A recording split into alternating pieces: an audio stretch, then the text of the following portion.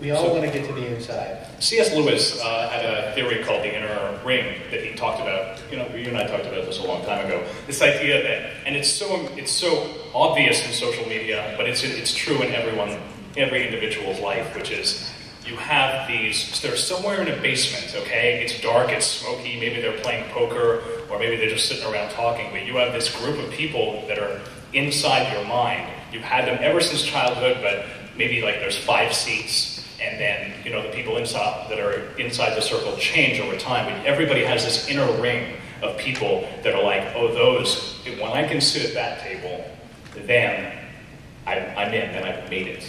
Right. And so C.S. Lewis would say, and he did this in a graduation speech, I think, maybe at Yale or something like that, I forget where. He said, you must resist this urge to try and get into that ring. Once you get into that ring, you will suddenly be dissatisfied by it, and then you will see that there is yet another ring inside of that one. So if you see somebody and you're like, oh, that's somebody really famous that I've always wanted to meet, or just somebody that you personally respect quite a lot, but it could be like one of your parents even, who knows? And then once you get their respect, all of a sudden it's not a big deal anymore, and then you want to go to the next circle, and the next circle inside, and deeper and deeper and deeper, and it never ends. I like that you're thinking C.S. Lewis and I'm thinking Groucho Marx. I never wanted to belong to any kind of a club that would have me. Did anyone else already start thinking that, like ahead of him finishing his thought? I did. Thank you for the nodding heads. So there's a thing about that, though, because one of the things we learned about trust is it's hard to get into those circles sometimes unless you're not trying to get into those circles. That's right. Once you know about, let's draw a white elephant without thinking about a white elephant. Once we start thinking about it, then at that point we've lost. It's like the game, If you think about the game, you've lost the game. Right. But you're always playing the game, you just have to forget about the game in order to win the game. It's impossible. So we're going to talk about how that applies to networking in a personal sense, and we're going to talk about how this applies to the way we trust things on the web and otherwise. And so one of the things to think about is introductions. So I can't go to Julian and I can't say, I will give you $10,000 to make Shashank my friend. Right. The transaction doesn't work because... there's no amount of money that can make that happen, right? So you could say $100,000, you could say $1 million, and I will still feel dirty no matter how much the price is. Why is that? It's because we don't like to combine those things. There's certain kinds of currencies that we are very comfortable working inside of, and other currencies to be like when we separate those at least, Right. And Western world. I could give you the money, you could make the introduction, but it doesn't mean I'm going to be a friend, and it doesn't mean anything's going to come of it. It's just an introduction. So, there's no trust inherent in that experience. So, one of the things we want to talk about is the idea of trust as a currency, because you can't buy it. You can't exchange cash for trust, but you need it to get to that next level. Does that all make sense? It's kind of basic, and yet we do try to buy it, don't we? We try to buy trust with advertisements. We try to buy trust with promotions.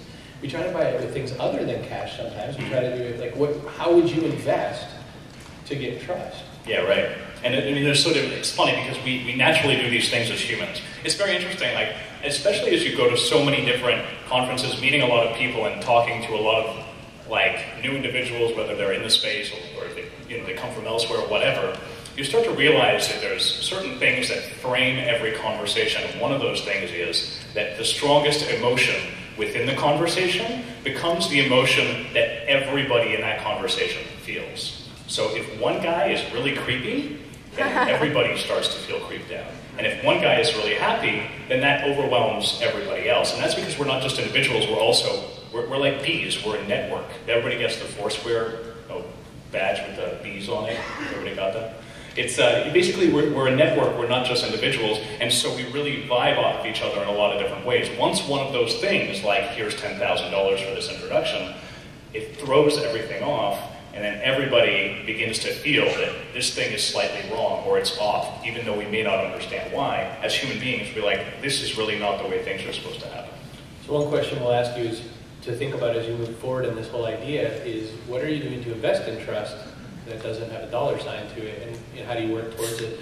The other thing we want to talk a little bit about is what we're calling the favor economy and devaluation. Notice there's sort of a money theme to this whole thing. We want to talk about the favor economy because have we caught on that, so in a society, in this room where we all think free is so damn cool, then what? Because everything's all based on favors, right? You want to go to the Roger Smith Hotel in New York, but you're kind of thinking, well, I hope they give me a discount. Peace out. And you want to do this XYZ, or Nikon wants to give me a fat ass camera. But then what does that buy us? Because there's a devaluation to favor. So I was just talking about that over breakfast. Somebody is like, a certain car company is interested in giving you a test drive or flying you to their home country in order for you to get a test drive. And it's like basically like buying a form of attention.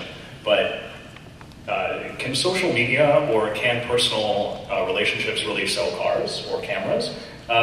All of us are trying to get into the circle, so then at that point friction is reduced, right? What we call trend.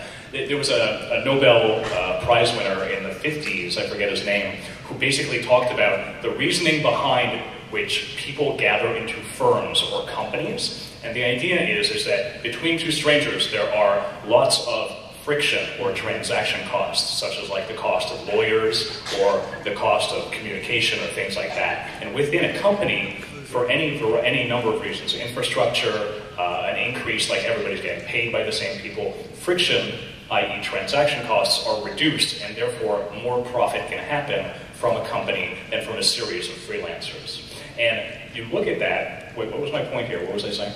We were talking about the favor economy, and you were talking about friction from too many investments of Oh yeah, so effectively we're trying to get friction to be reduced for these sales. We're trying to make it easier for these sales to happen, but all of us are now aware that we're no longer in a money economy, that we're in a favor economy, which starts to reduce its value over time.